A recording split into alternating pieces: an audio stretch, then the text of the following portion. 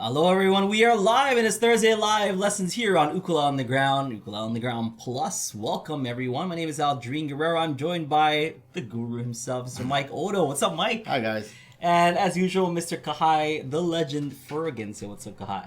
What's up? So Aaron is not here. He is on vacation again, I might add. Last time, because I think the last time that you were, it was just us three.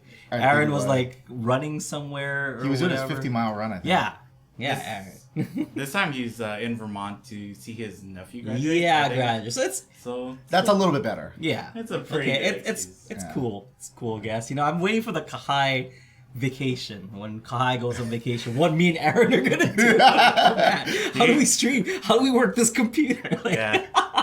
I think the one time Those podcasts will be available on VHS from 1995. Made a self-addressed stamped envelope.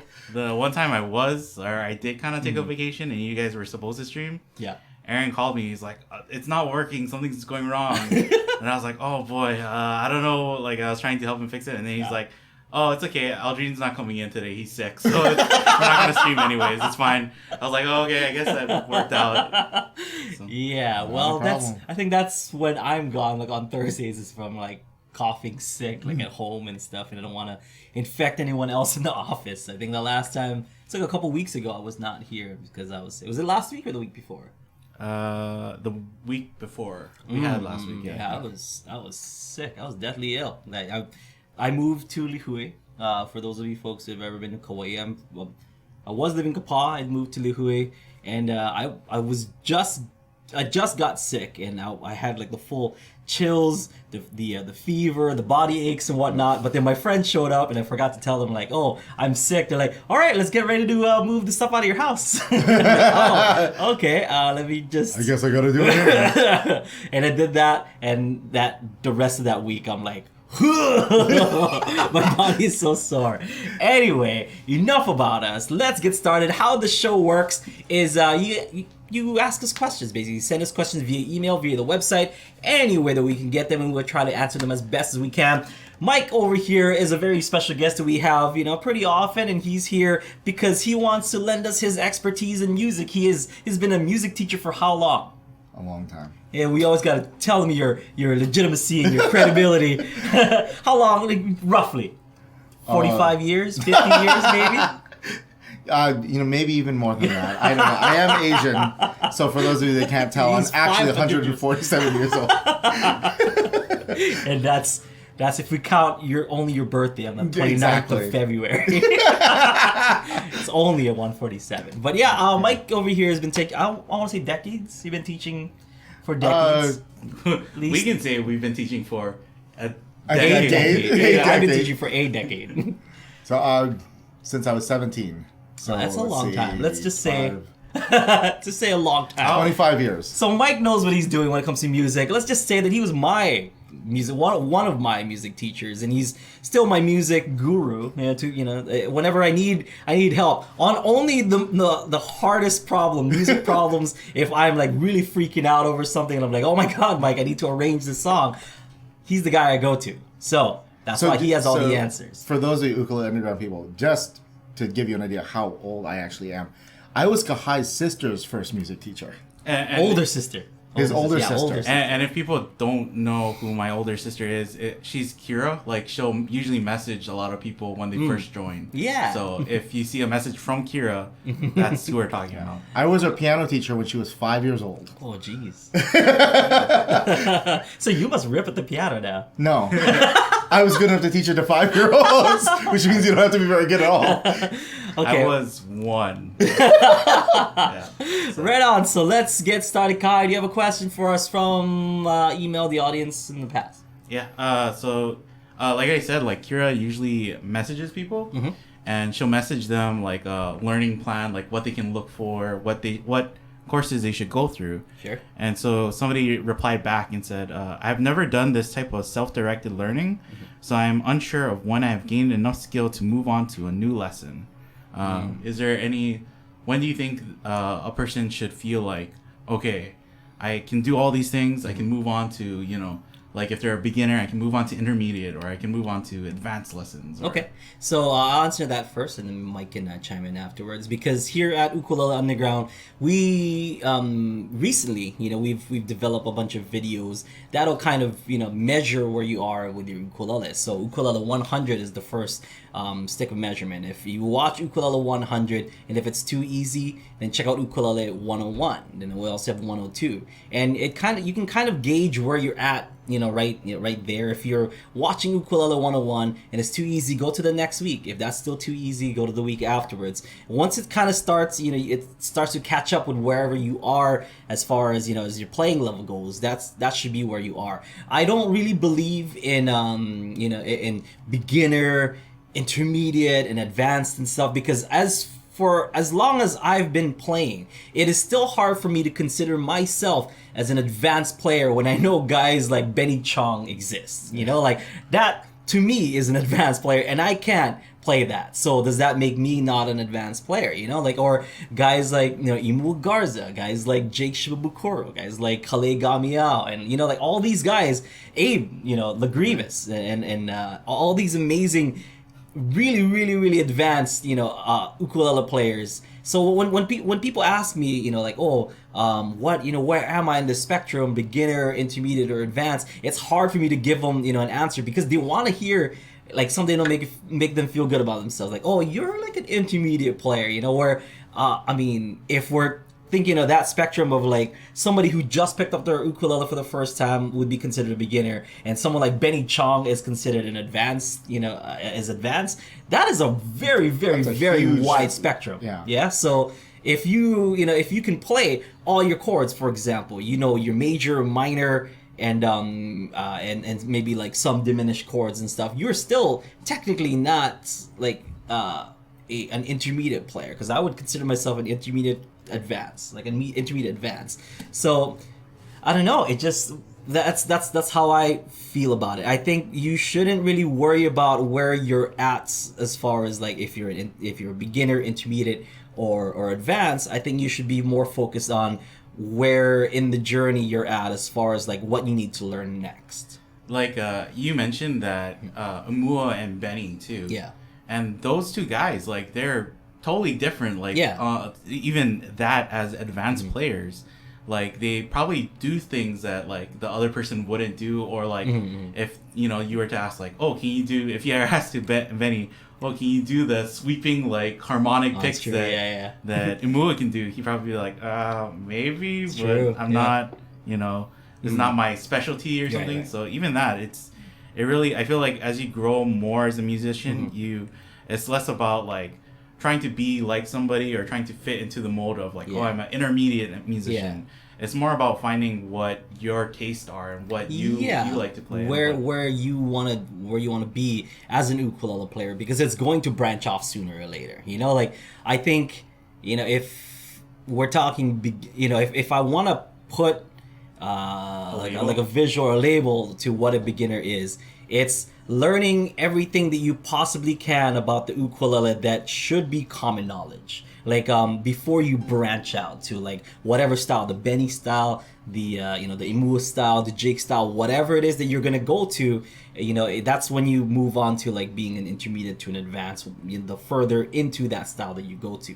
But as a beginner, that is like the biggest stretch, I think. From being a beginner to intermediate, it takes, I would say, maybe like years, to get from beginner to intermediate, and not just like, oh, I've been playing ukulele for 3 years. I've been playing with my ukulele club, and I know like 10 chords that we've been playing over and over every week at my club.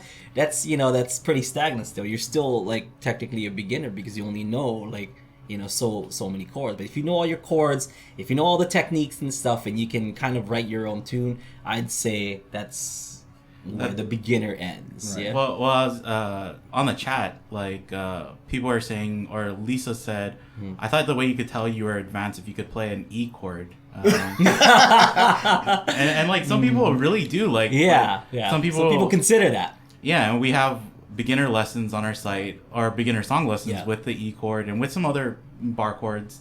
and people are like, "Oh, this shouldn't be beginner because it has a bar chord." It's like, Yeah, because I mean, I would label everything that we have as beginner, but the thing is, with ours, we want you guys to know that that there is a kind of like a ladder that that you will go to. So the only way that we could classify or we can kind of show you guys this ladder is if we say like, oh, this is a beginner song because it has these chords. This is an intermediate song. This is an advanced song. But what goes beyond the advanced, so if we're to take a look at the actual spectrum of scale, it is much wider than we have here in Ukulele on the Ground or any other like ukulele tutorial like site out there. It's because we want you guys to know that beyond what we consider as advanced, there's so much more out there. Like you can go way further than what we present as like the pinnacle of advanced techniques of ukulele. Well, advanced is kind of a nebulous term in itself. There's certain things that, as a musician, music, funny enough, is one of the very few things where it's almost impossible necessarily to quantify levels. So subjective. It's super subjective. Like, for example, if you want to be an auto mechanic, there's very specific things that you know. So if you can do this, and this, you qualify as the journeyman mechanic. And if you can do these additional things, you qualify as an advanced mechanic. Or, you always hear that on the commercials, an ASE certified. So if you can do all these things, that makes you that. Music is kind of an interesting thing because beyond a certain point, we all kind of start out the same. Yeah. We all start trying to like, okay, well, what note is that? What's that string? What is that chord? We all start with that. And then at a certain point, we just spread out into these very varying genres of music and techniques. And that was a good point Kahai made. It's like, Imua and Benny are considered very advanced players. They don't play anything alike, and yet they're both advanced players. So is one of them less advanced because he doesn't do what the other one does? Absolutely not. Where I would kind of say, like, as the beginner, would be, learning the basics of your instrument. So trying to relate it to an ukulele. If you know how to say, hold on to an ukulele properly, if you know how to make your basic chords, if you know maybe, just a few strumming patterns. Basically, if you can play anything that he shows on Songs Made Easy, that's around the beginner's level. Yeah. How can you tell when you're ready to move on? That's actually, that's a tougher question, but there is, what I consider the answer to that is, if you have somebody who is kind of giving you ideas of levels. So for instance, if you're playing the Songs Made Easy, which is probably the easiest version of any song he's going to teach you, and you find that when the next week comes around and you play along with him and you just pick it up immediately, you're probably moved out of the basic beginner area. So then if you go to his song library and you're playing all of his basic songs, but you're still struggling a little with some of the chords and some of the strumming patterns, that's where you are, Yeah. One of my teachers in college often said that you're ready to move on when the thing you're already trying to do is easy. But here's the thing for everybody to remember. That can be a long journey. Long time. And the thing is, so one of the first pieces, digression here, one of the first pieces I played in college as a saxophone major was a Handel sonata for oboe that was transferred for saxophone. How long did it take me to learn the notes? A week. But I still wasn't past that piece. Yeah, it was just the notes. You knew the notes. I knew the notes. Make music. Then it was them. the articulation. Yeah. How did I phrase these different things? Did I have the dynamics right? Yeah. So a piece that technically, from a technical standpoint, took me a week to learn, really took me 3 months to get musical, to make it good. To the point where I could stand in front of him and play it, and he'd be like, okay, now you've learned this piece. That might be kind of like a benchmark for a lot of you to look at. If if you are playing all these songs and you find that you're just breezing through all of them, then it's probably time to explore something else. That's also subjective too, because like a lot of I've noticed there's a lot of people picking up the ukulele who's played guitar before, for example, and some they'll go look up a tab, say for example, "While My Guitar Gently Weeps," they'll look at the tab and stuff, and they'll play it terribly, but they can like kind of know the notes, like you were saying, they know the notes they know the notes, but as far as like playing them musically, like it doesn't sound musical at all. Like, but do you consider that like, oh well, I can play "While My Guitar Gently Weeps," so I must be this, but you can't. I mean, it's a matter of like, it's not just a matter of playing the notes. Keep that in mind. Every music student ever who's listening to this, the notes are the first thing you're going to learn, and it's definitely not the last thing. No. If you only concern yourself with that, I mean, obviously we want to play the correct notes. I mean, that's not a small thing, but there's so much more to music than that. Yeah. So that's why the first thing that I brought up earlier was like, okay, check out 100, check out 101, 102, because these become measuring sticks where like you basically watch them, like you were saying, and it's like if it's too easy, then that means you've passed that point. If this is too easy, this is too easy, this is too easy. But sooner or later, you're gonna run into something in either 101 or 102 that might be a little bit, like beyond your range, and that where I feel is going to be, where you are. So if you finish all of 102, I would say you are an intermediate player. For our revised 101 and 102, we actually made goals at the end of the at the end of the whole thing. That if you finish 101, I think the goal was that they can feel comfortable picking up any of our beginner songs. Yeah, and it's not like you can just pick it up and you can play it perfectly the first time. But it's like you can pick it up and you don't have to be like, oh my gosh, this has a chord this has a bar chord. I don't know how to play bar chords, or this strumming pattern is so hard. It should be like, okay, I feel more comfortable, and I might not know this strumming pattern, I might not know this bar chord, but I can start to tackle it. I can start to learn it. And at the end of 102, it was intermediate songs, I believe. Right?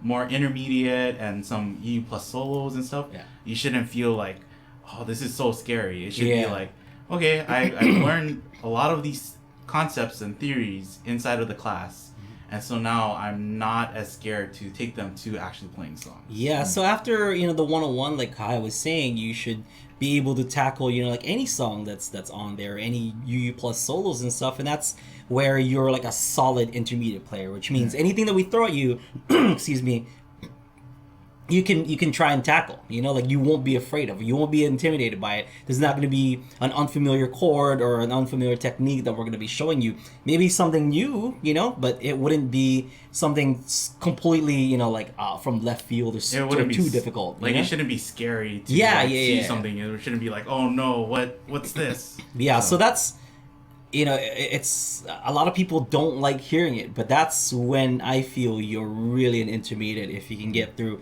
102, because some people just think that like, well, I've been playing for 3 years and I've mastered 10 chords, like I'm better than that guy, I'm better than the guy who just started, or the person sitting next to me in my U club and stuff that can only play 8 chords, right. So as much as people hate to hear that that they're still beginners, but the gap between a beginner or the the journey from beginner to intermediate is kind of long.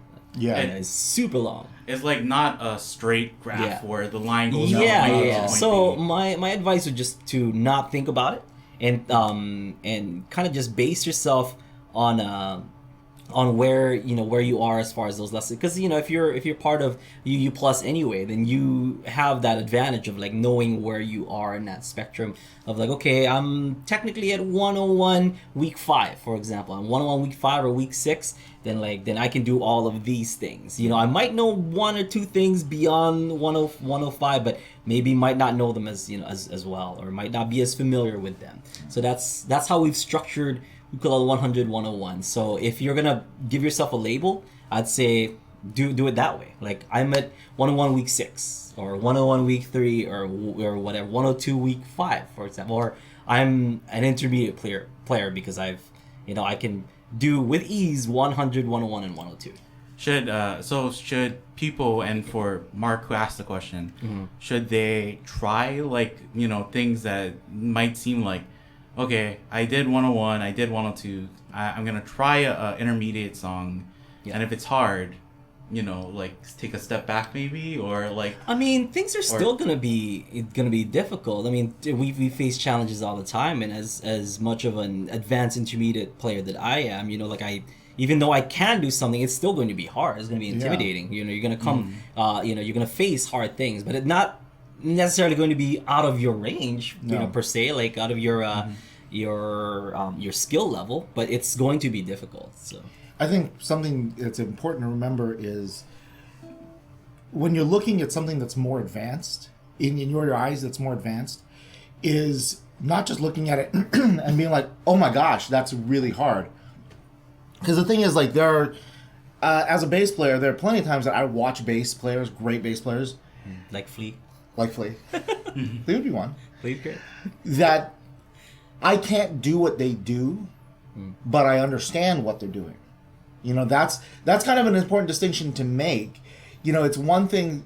So if you as ukulele players out there are watching this guy play, and you watch him do like one of his real fast strums or something like that, it's important to remember to be like, that's not like some crazy alien technique. Yeah. It's something that you guys are all doing it. That you're already doing that. It's that he's put the time and the practice in to raise up the speed and the precision of it. Or if you watch him play like a big fast run or something like that, those runs are based on something that he learned. Doable. Yeah, much long ago. A lot of if he's doing like, it's based on a scale that he learned. Based on what? It's based on a scale that he learned, and then he just was able to practice to the point where he was able to do it faster and faster with more precision and more power.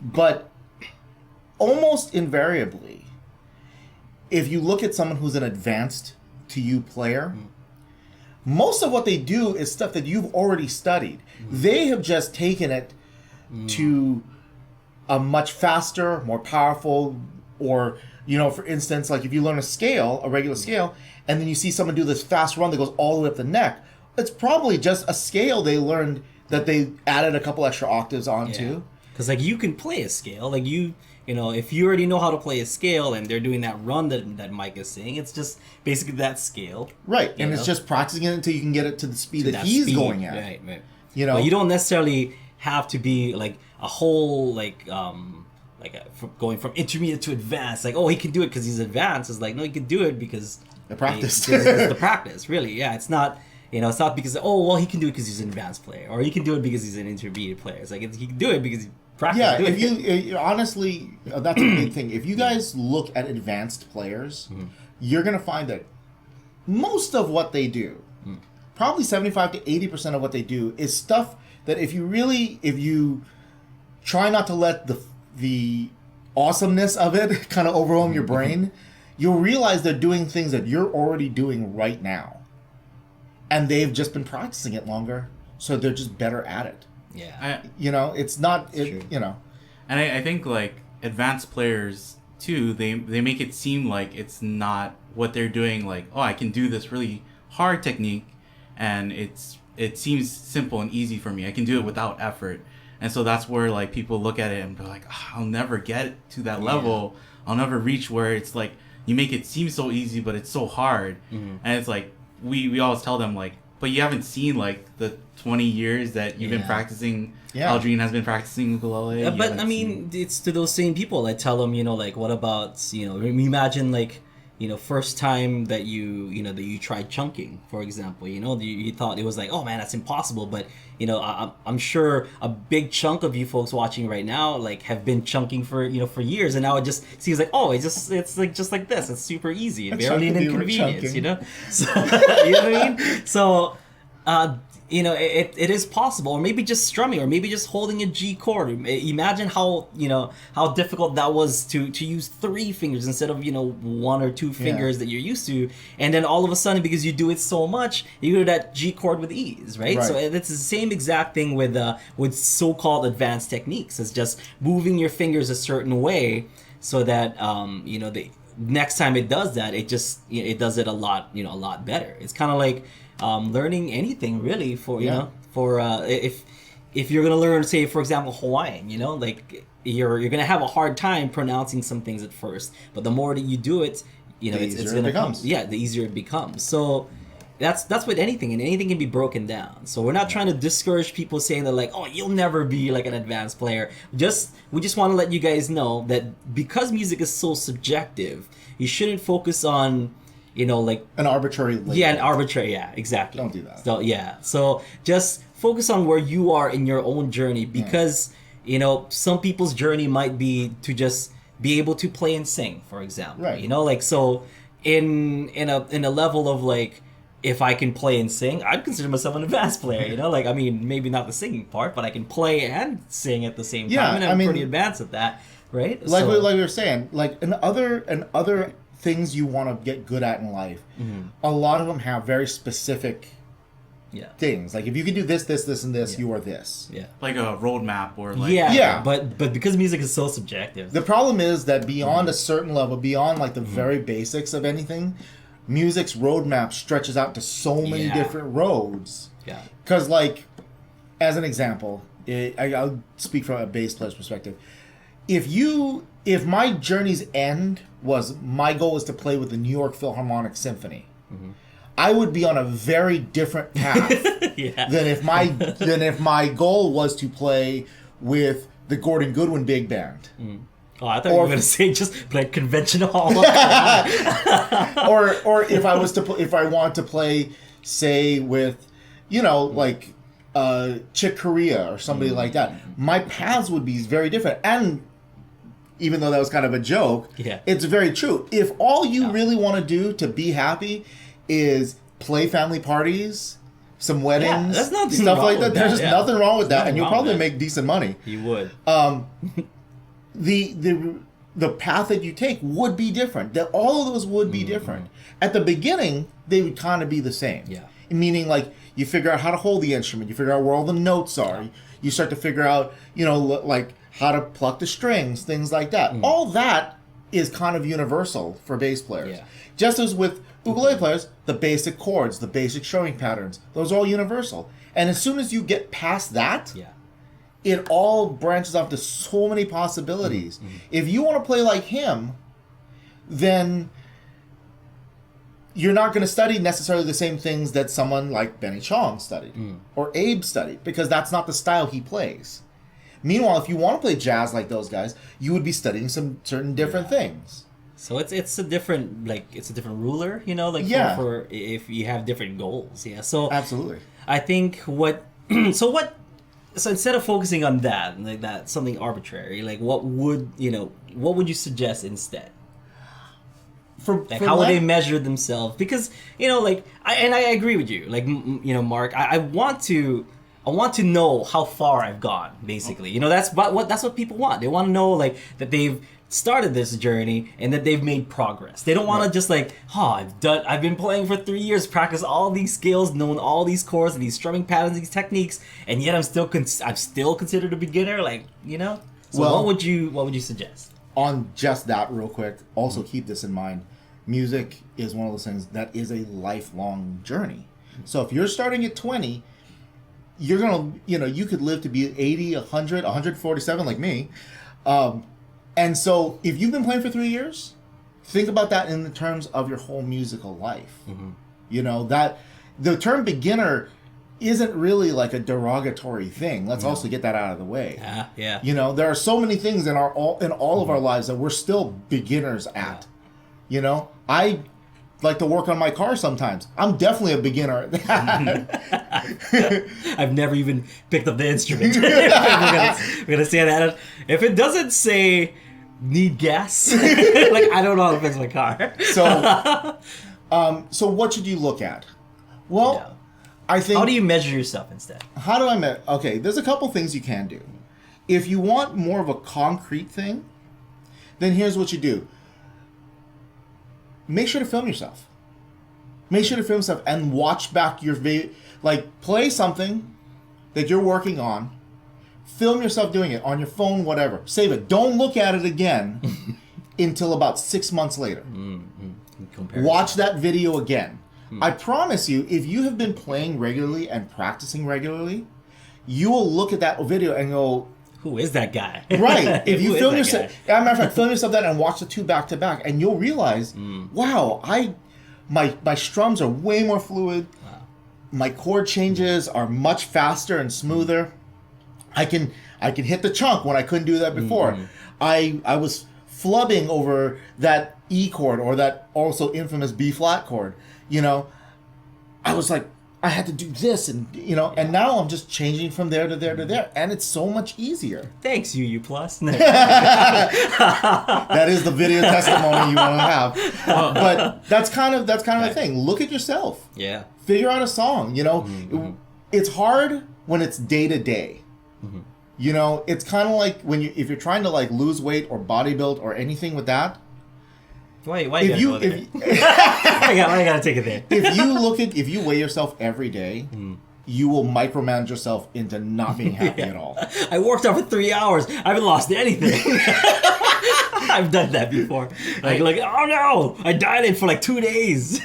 we talked about that graph and how going from beginner to intermediate is like such a huge leap. Like, it's not the same as intermediate to advanced or like nothing to beginner. And I think the reason why people pick up the ukulele and then get discouraged with it is because from picking up the ukulele to playing your first song, that is like it can be incredibly fast. Yeah. You can do that in 1 day. Right. And then after that, like that's when people hit the roadblocks of like chunking or bar chords or these things. And some not people, as easy. Yeah, and I feel like some people come to us and they send us messages or they say something and they say like, well, it shouldn't be labeled as beginner because it's too hard for me. And we kind of have like the thought though that if we lower the bar, that doesn't make it any easier. You still have to like, if we say, oh, these beginner songs, no, they're intermediate songs. If you still want to play them, you still have to reach that level to play them. So. Well, and then here's the thing. It doesn't make it any with easier. That, there are levels of beginner. You know what I mean? Like the guy who's been playing for a week is a beginner. That's a very different than the guy who's playing 6 months and is basically still a beginner. Yeah. If you look at a song on a song library and it says beginner and then you pick it up and it's like way harder than you thought it was supposed to be, keep in mind that again, it's a range. Yeah. If the person who was the beginner could play all the same things as the end beginner, well, then there'd be no progress. That's true, yeah. You within the realm of beginner, there is progress to be made, things to learn. So there's definitely something that a 6-month beginner would be able to do that a 2-week beginner wouldn't. Same as that 6-month beginner could do things that a year playing beginner couldn't do.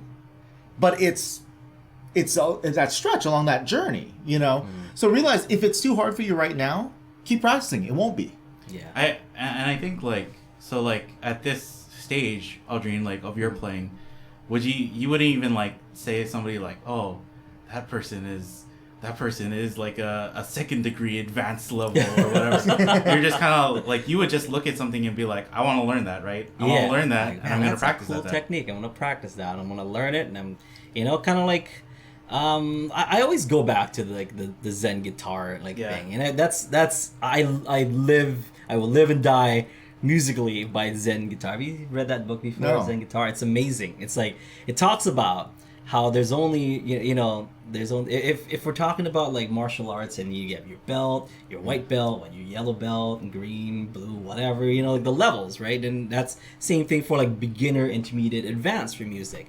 But in Zen guitar, it kind of teaches you that there's really only 2 colors, which is white and black.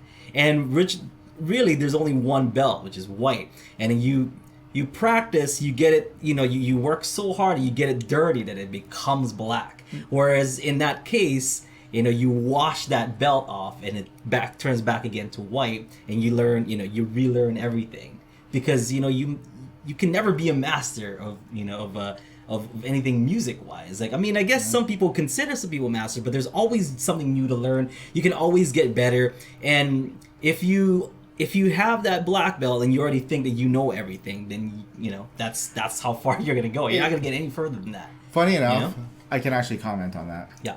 Because I am a black belt. Actually, I have 4 of them. In music?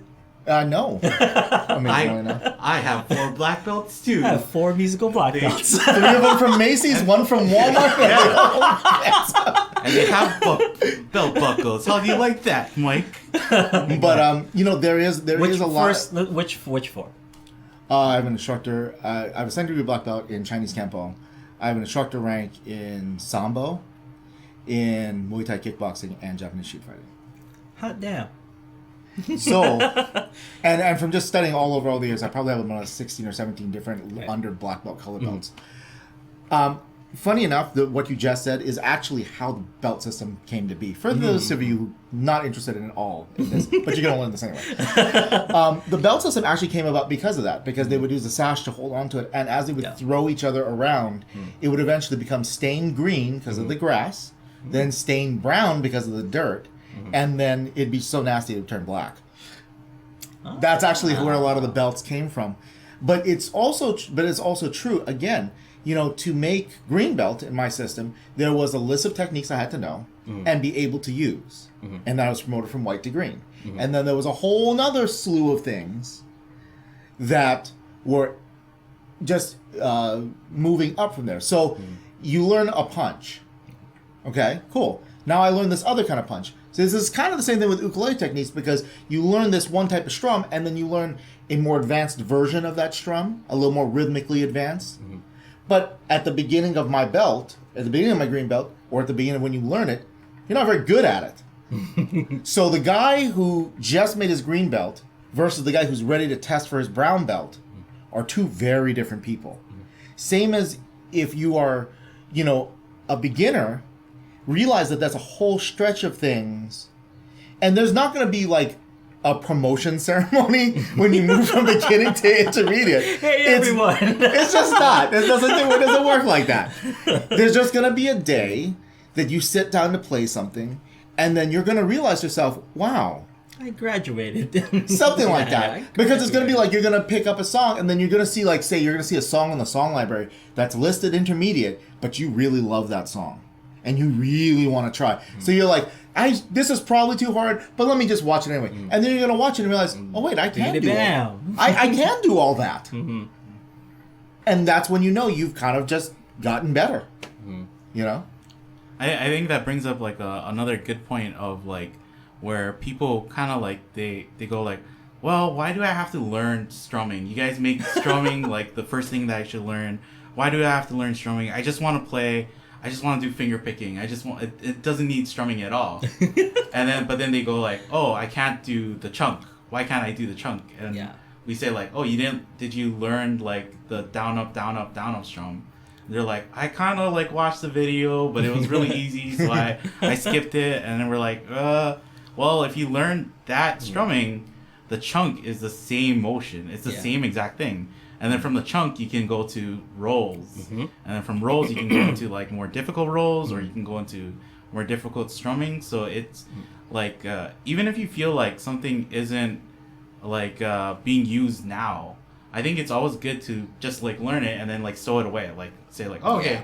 Like, or at least know how to do this properly. And you don't have to be the master of it. Like not to say like, oh, I need to master this technique or something. But Master it's like chunker. Yeah. I need that shit. I gotta make that shirt. Master chunker. You can always store it away, and then I think in music a lot of times it'll come back up. You'll like, oh yeah, that's kind of what they were talking about, or oh, I can see why they were saying this.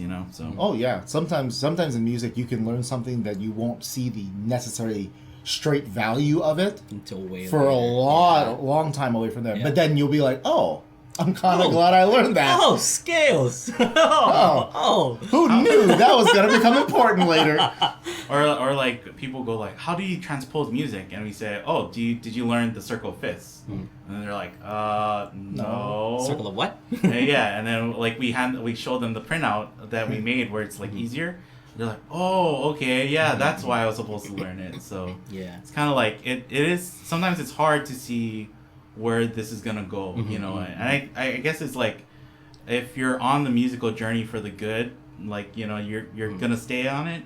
Like, you're probably never gonna see it end. You're never gonna see like, absolutely, I'm gonna reach that, and then that's it. I crossed the finish line. I'm done. A black belt now. Yeah. Well, keep in mind that in any martial art, black belt, your first black belt you get is the first of many levels of black belt. First degree. First degree, yeah. First because in most systems there are 10 degrees of black belt.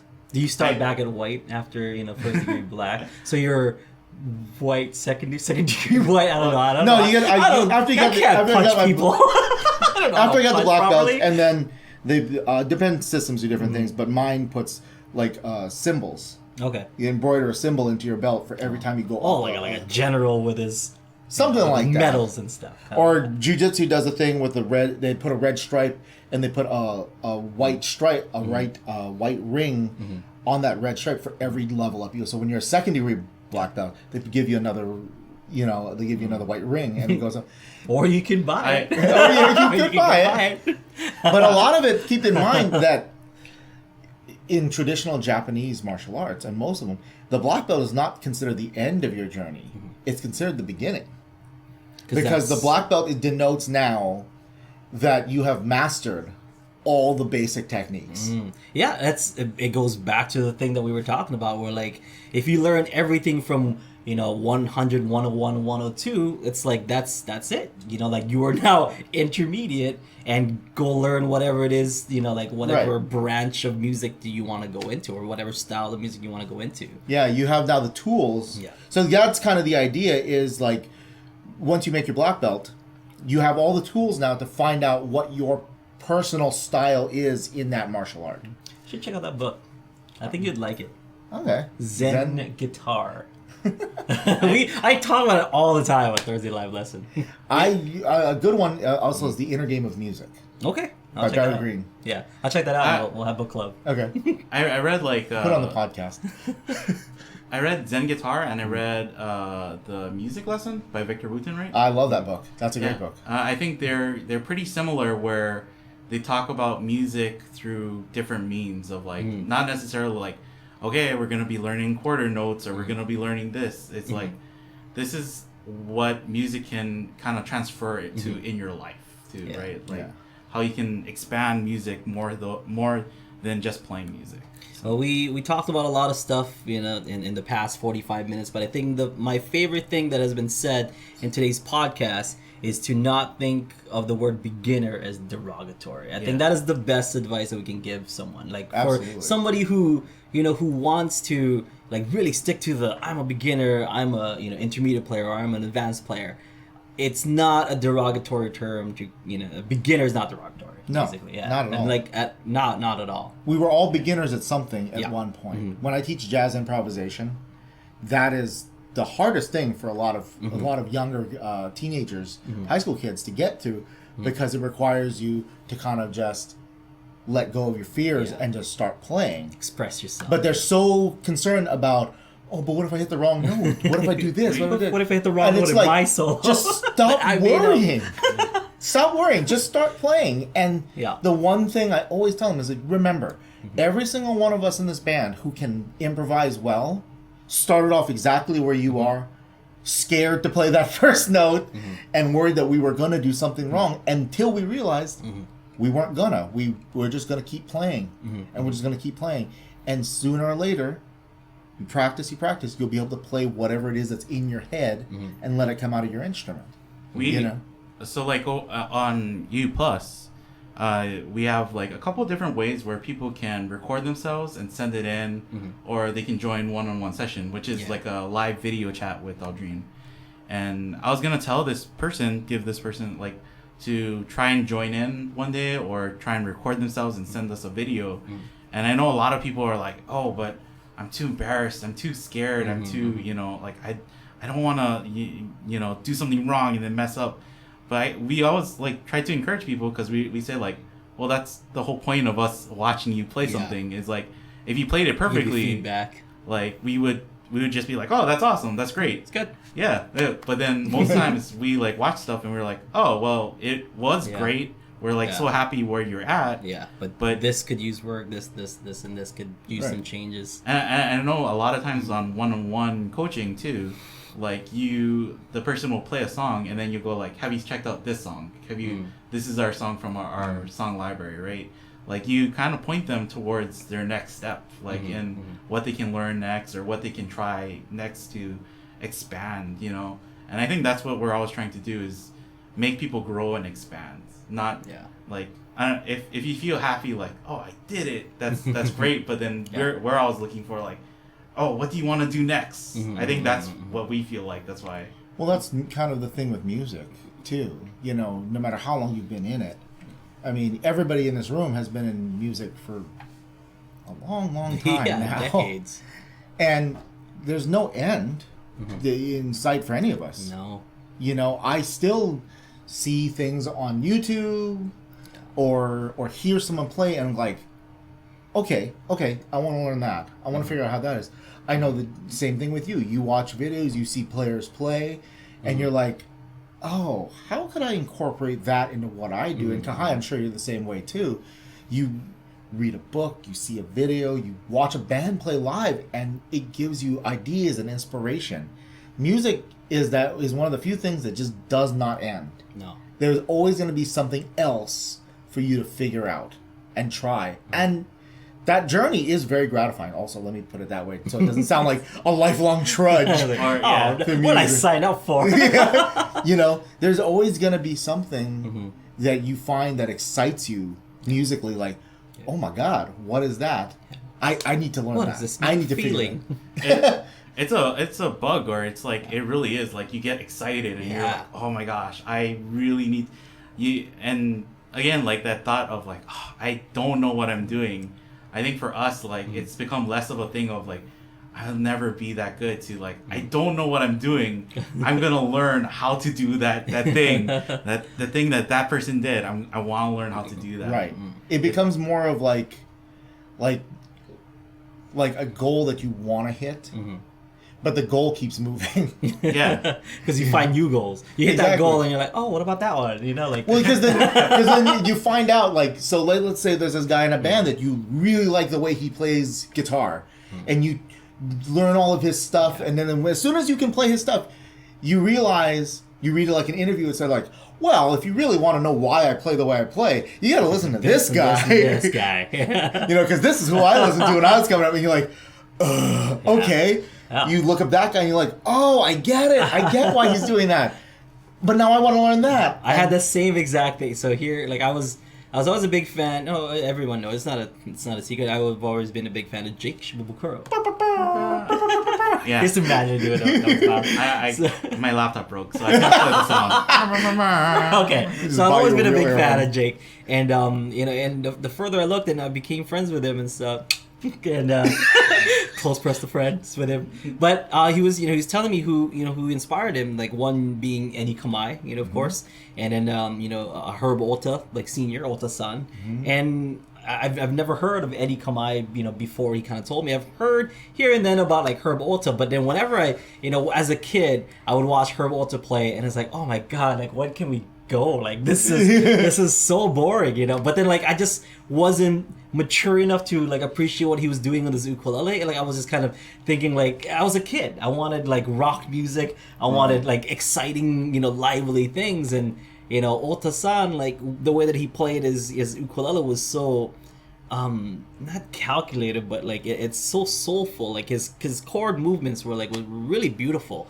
And same thing with Eddie Kahai, you know, they took the ukulele to whole new different levels, and that's what inspired Jake. So when I found these guys, I'm like, man, that's I've got a lot of work to do. And then he's like, oh, well, I also took lessons or have been learning from Benny Chong and Byron Yusui. I'm like, now I gotta find these two guys. And I see those two guys. I'm like, oh, this journey's not gonna end anytime soon. It's been crazy. So I've been trying to chase after like a ghost, basically, because at that point, once I got that good, to a point where like, say where Jake was in the first Pure Heart album, I wanted to emulate that style.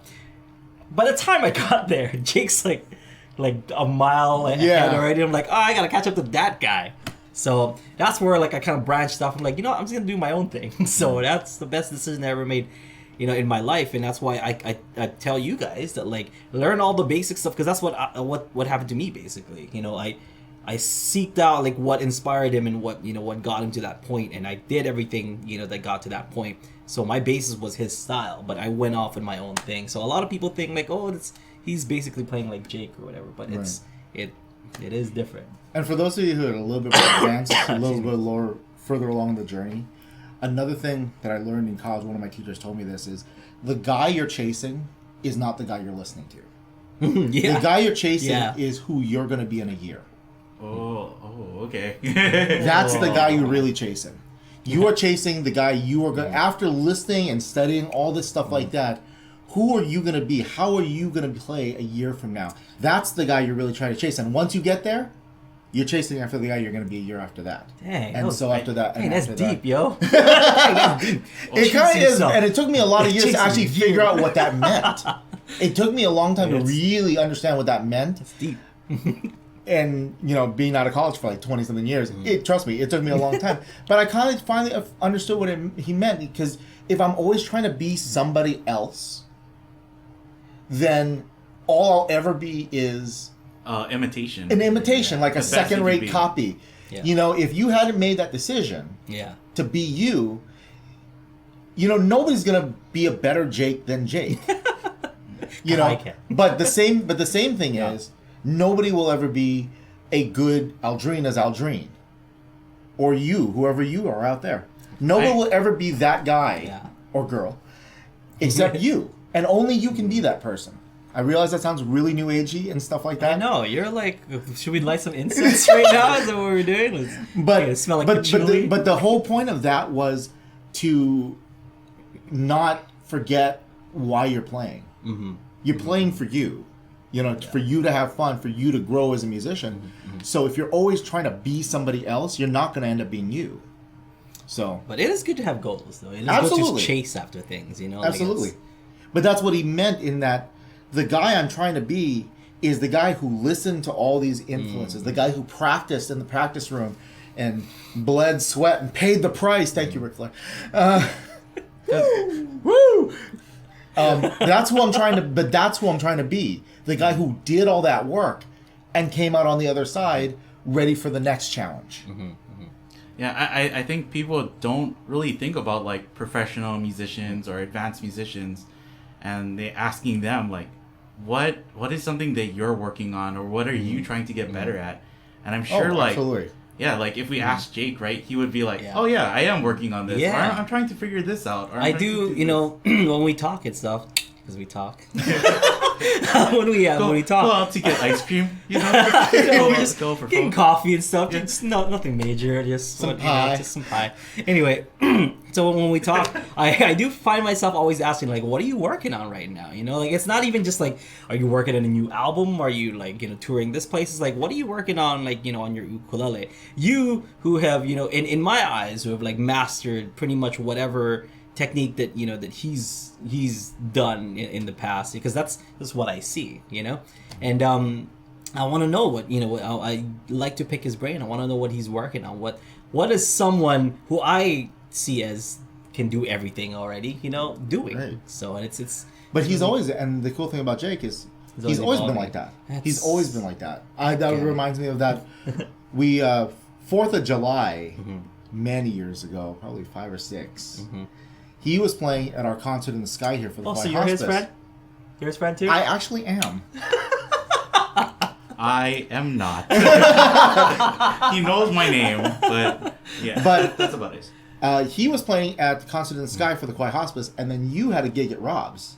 Oh yeah, Remember that? okay, yeah. So then yeah. he came down over there, and then after the gig, we were all sitting down and eating food, and I don't know if you remember this. The first thing he wanted to ask was, "Hey, by the way, so I was doing this gig with this guitarist, and he played this chord, and what chord is this?"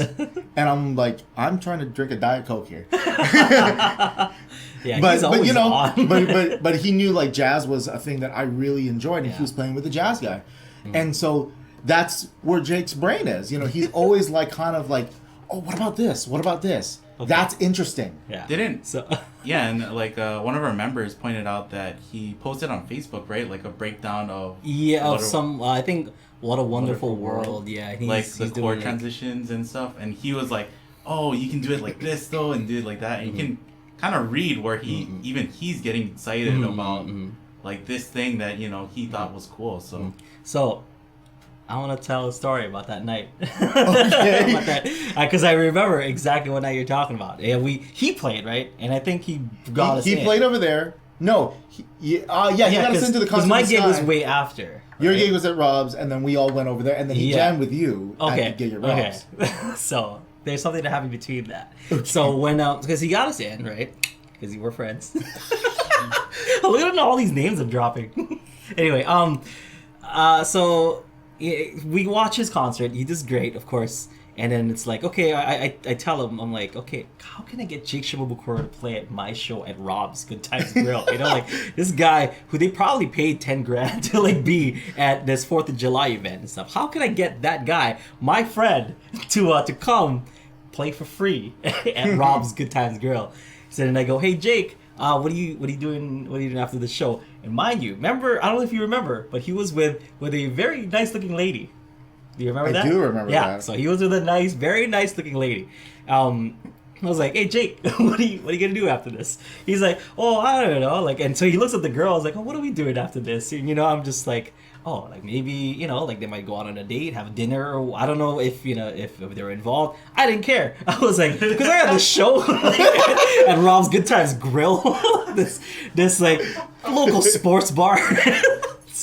They're gonna move the pool tables out of the way so we can set up a band.